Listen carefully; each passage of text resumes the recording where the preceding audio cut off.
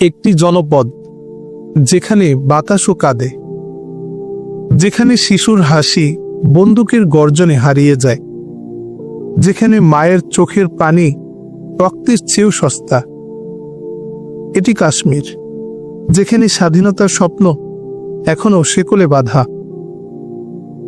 আমি যাচ্ছি এমন এক ভূমিতে যেখানকার সন্তানরা বিগত অর্ধ শতাব্দী ধরে আজাদির জন্য লড়াই করে চলেছে।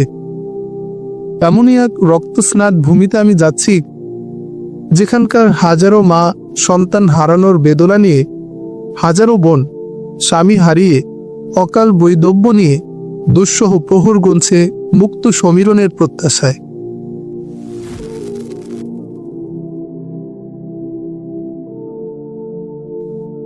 এমন অভাবনীয় খুশির বার্তাটি যেদিন পাই, সেদিন প্রথমেই মার কাছে ছুটে গিয়েছিলাম। মাকে সালাম করে দাঁড়াতেই আমাকে বুকে জড়িয়ে ধরে বললেন, নিশ্চয়ই কোনো খুশির খবর আছে বেটা, বলো না খুশির খবরটা কি? খুশিতেই সত্যি তখন আমার চোখ চিকচিক করছে। মায়ের দিকে দৃষ্টি তুলে বললাম, আমি কাশ্মীর সফরের দাওয়াত পেয়েছি আম্মা। কেন্দ্রীয় অফিস আমার সফরের সব ব্যবস্থা করছে। তারা চাচ্ছে আমাকে দিয়ে কাশ্মীরের রণাঙ্গনের উপর একটা স্পেশাল স্পট স্টোরি করাতে। আমার সফরের যাবতীয় ব্যয়ভার বহন ছাড়াও বেতন বাদে সফর শেষে পাবো 12,000 সৌদি রিয়াল। এবার তুমি বলো, খবরটা সত্যি খুশির না? মা আমার মুখের দিকে কতক্ষণ তাকিয়ে রইলেন। চাকরি পাওয়া খবর শুনে মা প্রথমে যেমন খুশি হয়েছিলেন, ভেবেছিলাম তেমনই খুশি হবেন আজও। কিন্তু মায়ের মুখের দিকে তাকিয়ে তেমনটা আমার মনে হয়নি। তাই জিজ্ঞেস করলাম, তুমি খুশি হওনি আম্মা? মা আমার মাথায় হাত বুলিয়ে বললেন, সন্তানের সাফল্যে পিতামাতার চেয়ে বেশি খুশি আর কে হতে পারে, কিন্তু আমি ভাবছি। থামলে কেন আম্মা? কি ভাবছো তুমি? ভাবছি কাশ্মীরের মতো গোলযোগপূর্ণ জায়গায় আমার একমাত্র ছেলেকে পাঠিয়ে দিয়ে এই মনকে প্রবোধ দিব কি করে। এবার মায়ের আশঙ্কার কারণটা খুঁজে পেলাম। তাকে সান্ত্বনা দিয়ে বললাম, মাত্র তো কটা দিন, এতেই তুমি এমন বেকার হয়ে পড়লে চলবে? একবার কি ভেবে দেখেছো, তোমার মতো হাজার হাজার মায়ের সন্তান সেখানে আজাদির জন্য দুশ্মনের বুলেটের সামনে বুক পেতে লড়াই করে চলেছে বছরের পর বছর। আমি তো সেখানে লড়াই করতে যাচ্ছি না, যাচ্ছি সংবাদ সংগ্রহের জন্য। মা একটা দীর্ঘ নিঃশ্বাস ছেড়ে বললেন, যখন সন্তানের পিতা হবে তখন বুঝবে আমার দুঃখ দুশ্চিন্তার উৎসটা কোথায়। মায়ের বেদনাক্লিষ্ট মুখের দিকে চেয়ে আর কথা বাড়াতে পারিনি। কতক্ষণ নীরব থেকে নিজের ঘরে চলে যাই।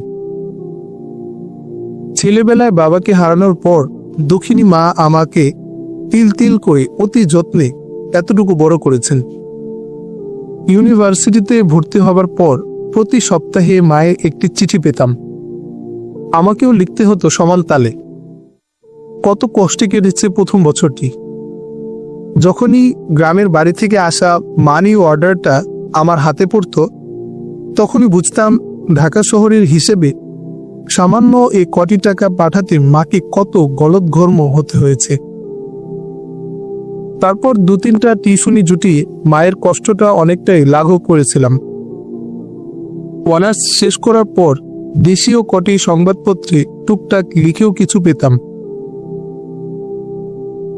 তারপর সৌভাগ্যবশতই ইসলামিক ব্রডকাস্টিং এজেন্সি IBA-তে চাকরিটা পেয়ে যাই। সংস্থাটি তখন কেবল তাদের যাত্রা শুরু করেছে। তারা নিজেদের একটি উইকলি প্রকাশ ছাড়াও বিভিন্ন দেশের সংবাদপত্রে আহরিত সংবাদ বিক্রি করে থাকে। বিজ্ঞাপনটি পেয়েছিলাম দি মুসলিম ওয়ার্ল্ড লিগ জার্নালে। যথাযথ কর্তৃপক্ষ বরাবর অ্যাপ্লাই করে ইন্টারভিউয়ে ফার্স্ট হয়ে চাকরিটা পেয়ে যাই। পড়াশোনার সময় কিছুটা সংকুচিত হয়ে এলেও চাকরিটার বড়ই প্রয়োজন ছিল আমার। বাংলাদেশি মুদ্রায় 1010 টাকা দিয়ে শুরু হয়েছিল। 2 বছরের মধ্যেই বেতন প্রায় দ্বিগুণ হয়েছে।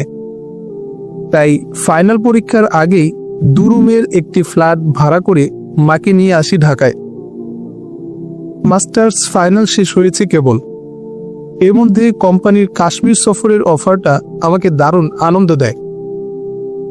কিন্তু মা যে আমার কি, ছেলে বড় হয়েছে, এখনো কি ঘরে বসে থাকবে নাকি?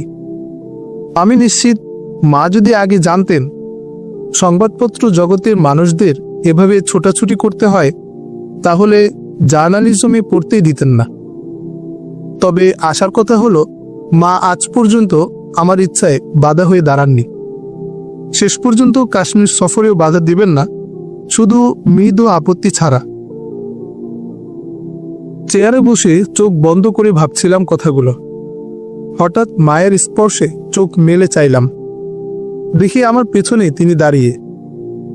আমি কিছু বলার আগেই আম্মা বললেন, তা কবে যাচ্ছিস, কিছু ঠিক করেছিস কি? তারিখ তো ওরাই দিয়ে দিয়েছে, হাতে 10-12 দিন সময় আছে। এ কদিনই কাগজপত্র সব গুছাতে হবে। ব্যথা হতো বিষণ্ণ বদন মার, চোখ দুটি সজল হয়ে উঠেছে। আমি একটা কথা ভেবে পাচ্ছি না, তোদের এজেন্সির পাকিস্তানি প্রতিনিধিকে বাদ দিয়ে এ কাজের জন্য তোকে কেন নির্বাচন করলো?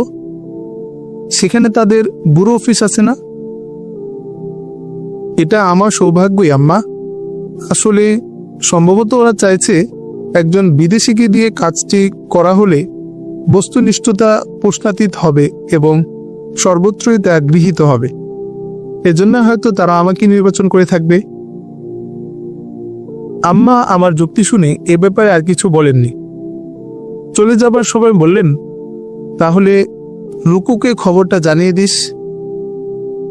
আজই আপাকে টেলিফোন করব। আমি চলে যাবার পর তুমি ইচ্ছে করলে তাদের ওখানে অথবা বাড়িতে গিয়েও বেরিয়ে আসতে পারো। তারা আগে আসুক, তোকে একসাথে এয়ারপোর্টে গিয়ে তুলে দিয়ে আসবো। তারপর আমি চিন্তা করে দেখব কোথায় থাকা যায়। বলে আম্মা ঘর থেকে বেরিয়ে গেলেন। রুকো মানে আমার বড় বোন রুকাইয়া। আপাকে টেলিফোন করা সহ দিনের কাজগুলো গুছিয়ে নেবার চেষ্টায় লেগে গেলাম। বাঙালি মায়েরা সন্তানদের তাদের আঁচলের ছায়াতলে রাখতেই বেশি পছন্দ করে। তাই সন্তানরাও দেহে বড় হলেও মনের দিক থেকে বড় হতে পারে না, ফলে ঘরকোনো থেকে যায় সারা জীবন। এখন এর ব্যতিক্রম কিছুটা ঘটছে। অনেকেই হয়তো ঘর থেকে শুধু 2 পা ফেলিয়া বিশ্বের 2-1 জায়গায় ছিটকে পড়ে। তবে তারা পাহাড় শৃঙ্গ অতিক্রম করতে নয়, সাগরের তলদেশের রহস্য উদ্ঘাটন করতেও নয়, অথবা পাখির মতো আকাশে উড়ে উড়ে গ্রহ নক্ষত্রের তত্ত্ব তালাশের জন্যও নয়। তারা নিহায়তি পেটের দায়ে দেশ ছাড়ে। গায়ের শ্রমের বিনিময়ে যারা জীবিকা নির্বাহ করে, চিন্তার ফসল দিয়ে দেশ জাতিকে এগিয়ে নেবার ফুসরত করি তাদের। তাই তো বিশ্বের সর্বোচ্চ শৃঙ্গ যেখানে, সেখানকার মানুষ তার নাগাল পায় না। 7 সমুদ্র 13 নদী পেরিয়ে এসে সাদা চামড়াওয়ালারা তা আবিষ্কার করে। তাই সারা জীবন দেখে আসা ঘরে পরে উঁচু টিলাটার নাম হয়ে যায় এভারেস্ট শৃঙ্গ। বিমানে বসে এ কথাটি খুব বেশি করে ভাবছি আর অবাক হচ্ছি। সাধারণ ভ্রমণে যাচ্ছে যেসব যাত্রী, তাদেরও স্বজনরা অশ্রু সজল চোখে বিদায় জানাচ্ছে। যারা চিকিৎসা বা কয়েক বছর কাজের জন্য বিদেশি পাড়ি জমাচ্ছে, তাদের বেলায় তো কথাই নেই। নিকট আত্মীয়রা কেঁদে কেটে হয়রান। শতজনের শত কান্নার শব্দে বিমানবন্দর এলাকাটির বাতাসও যেন কেমন ভারী মনে হয়। আমাকে উঠিয়ে দিতেও মা এলেন। সাথে এলেন স্বামী ও বাচ্চা সহ আমার একমাত্র বড় বোন। তাদের চোখ অশ্রু সজল। আমি তাদের মুখের দিকে চাইতে পারিনি। কি জানি, হয়তো উচ্ছ্বাসে ভরা হৃদয়খানি আমারও কেঁদে উঠবে ঠিক তাদেরই মতো। তাই বেশি বাক্যালাপ না করে নীরবে নিঃশব্দে নির্দিষ্ট আসনে গিয়ে বসে পড়ি। বিমান তখন আকাশে। প্রিয় স্বদেশকে এত উপরে থেকে দেখার সৌভাগ্য এর আগে হয়নি। তাই চেষ্টা করে জানালার কাছে চোখ রাখি। অফুরন্ত বিস্ময়ে ভরা চোখে তাকিয়ে থাকে নিচের দিকে। বিদায়কালে মা বারবার বলে দিয়েছেন, যে টেলিফোন করবি তুই সহি সালামতে পৌঁছাতে পেরেছিস এবং সুস্থ আছিস এ কথা না জানা পর্যন্ত আমি স্বস্তি পাবো না। কোনো কমই মাকে বোঝাতে পারেনি ইসলামাবাদে আমার অবস্থান বেশি সময়ের জন্য হবে না। আমি যাচ্ছি এমন এক ভূমিতে যেখানকার সন্তানরা বিগত অর্ধ শতাব্দী ধরে আজাদির জন্য লড়াই করে চলেছে। এমনই এক রক্তস্নাত ভূমিতে আমি যাচ্ছি যেখানকার হাজারো মা সন্তান হারানোর বেদনা নিয়ে, হাজারো বোন স্বামী হারিয়ে অকাল বৈধব্য নিয়ে দুঃসহ প্রহর গুনছে মুক্ত সমীরণের প্রত্যাশায়। বিমানের স্পিকার বক্স আমার ভাবনায় ছেদ টানে। সুমধুর নারী কণ্ঠ পরিষ্কার উচ্চারণে বিমানের ইসলামাবাদ উপস্থিতি জানিয়ে দিচ্ছে। একটু তন্দ্রার মতো এসেছিল। চোখ রগড়ে দেখি ঘড়িতে 12:30 বাজে। বিমান তখন ইসলামাবাদের আকাশে। একদিন এই অঞ্চলটাও আমার দেশের অংশ ছিল। এখন এখানে আসতে পাসপোর্ট ভিসা লাগে। দুই যুগের অধিককাল আগে আমরা তাদের থেকে জুদা হয়েছি। সেই জুদা হওয়াটাও অহিংস ছিল না। ক্ষোভ প্রকাশ করে এবং রক্তসাগর পেরিয়ে আমরা নতুন আলোর দিকে পা বাড়িয়েছিলাম। এর পেছনে যুক্তরাষ্ট্র কিন্তু যে স্বর্ণচূড়াকে মঞ্জুর করেছিল মুসাফির সাপদ সংকুল পথ মারিয়ে গন্তব্যে পৌঁছেছিল, দূর থেকে দেখা সেই ভুবন মোহিনী মণিতে যে খামছে ধরা হায়নার হাত, সেখানে পৌঁছেই সে বুঝে গেল নিমিষে। এখনো সেই মণি নিয়ে মানব দানবে কারাকারি চলে। তাই কষ্টার্জিত মণিতে তার হাত পড়লেও এ হাত এখনো কণ্টক মুক্ত হয়নি। হামলায় ব্যাপক ক্ষয়ক্ষতির কথা স্বীকার করেছেন ইসরায়েলের প্রেসিডেন্ট। ইসলামাবাদের মাটিতে প্রথম পা রাখলাম। সামাজিক যোগাযোগ মাধ্যম এয়ারপোর্ট থেকে বেরিয়ে কাঙ্ক্ষিত গাড়িটি খুঁজে পেতে পার্কিং প্যাসেজের দিকে এগিয়ে গেলাম। এবং ওই পোস্টে ক্ষয়ক্ষতির কথাও স্বীকার করেন। ইসলামাবাদ ব্যুরো চিফের সাথে টেলিফোনে কথা হয়েছিল আগে। সকাল দেখেছে ইসরায়েল সামনে ও পেছনে গ্লাসে লাল রঙের প্রেস লেখা মেরুন কালারের গাড়ি আসবে বিমানবন্দরে। এটি ইসলামাবাদ ব্যুরো অফিসের গাড়ি। ইসরায়েলি হামলার পরও ব্যুরো প্রধান জাভেদ ওমর টেলিফোনে বলেছিলেন, আমি যেন নেমে গাড়ি ভাড়া না করে ফেলি। তিনি নিজেই এয়ারপোর্টে আসবেন আমাকে নিতে। গাড়ি পার্কিং এ দৃষ্টি ঘোরাতেই সামনের গ্লাসে লাল রঙে প্রেস লেখা মেরুন কালারের গাড়িটি চোখে পড়ল। একই সাথে ফোর্দো পারমাণবিক কেন্দ্র একজন ভদ্রলোক গাড়িতে হেলান দিয়ে দাঁড়িয়ে আছেন। কোনো প্রকার পরনে কাবুলি সেট। তার দৃষ্টি যাত্রীদের দিকে। আমি আরেকটু নিশ্চিত হয়ে গাড়ির কাছে এগিয়ে যাই। মধ্যপ্রাচ্যে সালাম দিয়ে বললাম, সামরিক ঘাঁটিতে ইরান সম্ভবত আপনি মিস্টার জাভেদ ওমর। ভদ্রলোকের দৃষ্টি আগেই আমার দিকে ছিল। এবার আরেকটু মনোযোগী হয়ে হাত বাড়িয়ে দিয়ে বললেন, হ্যাঁ আমি জাভেদ ওমর। আর আপনি নিশ্চয়ই হাসান মাহমুদ ফ্রম ঢাকা। যদি হামলা করে তবে ওই দেশটিতে সহাস্যে জবাব দেওয়ার সাথে সাথে তিনি আমাকে জড়িয়ে ধরলেন। এমন সময় আরো দুজন আমাদের কাছে এসে দাঁড়ান। পরিণতি কখনো ভালো। জাভেদ ভাই আমাকে ছেড়ে দিয়ে অপর দুজনকে পরিচয় করিয়ে বললেন, শাকিল খান, জার্নালিজমে মাস্টার্স ফাইনাল ইয়ার, আমাদের করাচি করেসপন্ডেন্ট। আর এ হচ্ছে এজাজ আহমদ, ব্যুরো অফিসে আমার সাথে কাজ করছে। বললাম, হ্যাঁ তাদের লেখা আমি পড়েছি, তাই নামের সাথে পরিচয় বেশ ঘনিষ্ঠ। তোমরা দুজন নিশ্চয়ই চিনতে পেরেছো ঢাকা ব্যুরো প্রধান মাহমুদ হাসানকে। সলজ্জ হাসি হেসে বললাম, ঢাকাকে এখনো ব্যুরো অফিস ঘোষণা করা হয়নি, কিন্তু আমাকে স্রেফ বাংলাদেশ প্রতিনিধি বলা যায়। অশুভ সাম্রাজ্য ধসিয়ে দেয়া বহু করে হেসে উঠলেন সবাই। সময়ের সাথে হাত মেলানো ও কোলাকুলি শেষ হয়েছে। মার্কিনীদের শরীরে হাসি থামিয়ে এজাজ ভাই বললেন, ছাড় দিবে না সেনারা। আপনি কি মেসেজ পাননি এখনো? ভবিষ্যতে আসছে জুলাইয়ে আপনাকে ব্যুরো প্রধান করে ঢাকা ব্যুরো অফিস খোলা হচ্ছে। সেই সাথে আপনার অধীনে ঢাকাতে একজন সহকারী এবং চিটাগাং ও রাজশাহীতে একজন করে প্রতিনিধি নিয়োগ দেওয়া হবে। জাভেদ ভাই টেলিফোনে এমন একটা আওয়াজ দিয়েছেন বইকি। শাকিল খান প্রসঙ্গ পাল্টে বলল, আপনাকে আপনার লেখার মতোই পরিচ্ছন্ন মনে হয়। কেমন? সাফাই গান, ইরান আপনি ইসরায়েল বিশ্বাস সংঘাতে করবেন নেই কিনা জানি না, যুক্তরাষ্ট্রের কোনো ভূমিকা। আমি সত্যিই তার আপনার দাবি, একজন ভক্ত। সহজেই বিবদমান রাষ্ট্রগুলোর মুসলিম মধ্যে ওয়ার্ল্ড করতে লিগ পারেন জার্নালের সমঝোতা। ফেব্রুয়ারির স্পেশাল প্রতিবেদনটি আমার কাছে তাসনিয়া দারুণ চৌধুরী, লেগেছে। যমুনা নিউজ।